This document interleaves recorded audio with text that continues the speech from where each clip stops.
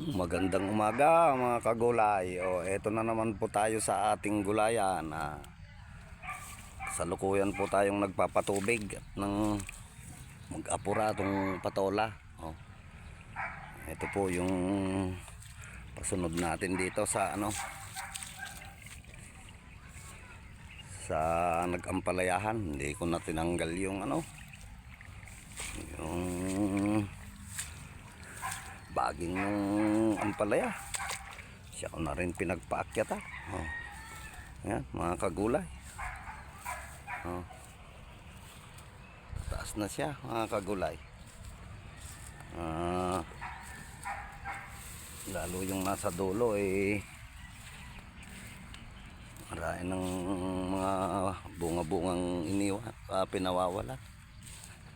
Ayan mga kagulay. Ito nga, kulang pa rin ng akyatan tong iba. Ayan mga kagulay.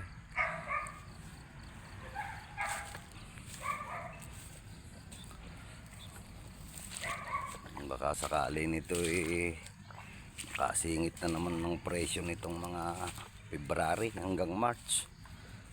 Ayan kagulay, yung patola na sumampa na sa ibabaw. Meron naman na kaming mga pang ibabaw na talagay pa nga nangyari. Meron pang tig-isang inog siguro. Ayan mga kagulay, yung patola nakaipit-ipit lang dun sa baging ampalayang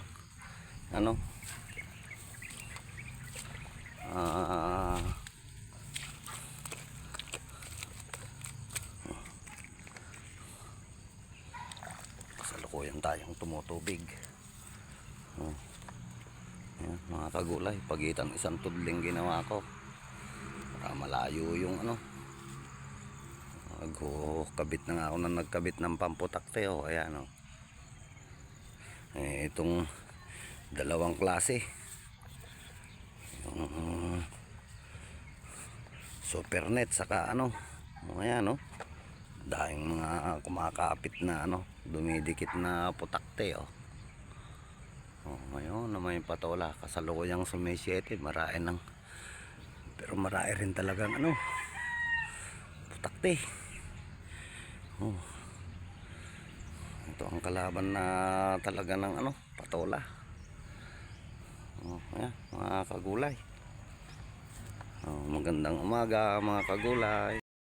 Mga kagulay, ito naman tong andito sa dulo, yung kanina yung nasa puno.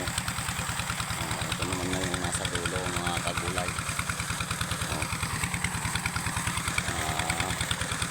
Pinatutubigan ko ngayon at tuloy-tuloy na. Marami na rin yung sabay na yung sanga saka yung mga bungang lumalabas mga kagulay.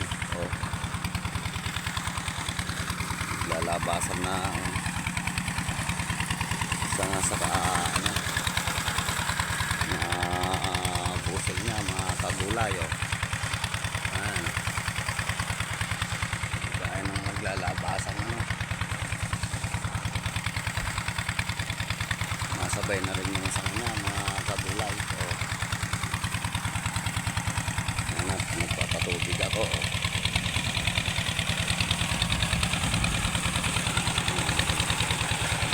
Gulay.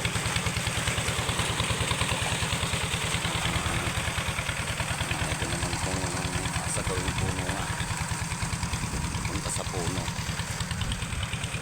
Ito naman siya rito. Ayan mga kagulay, papunta sa puno naman.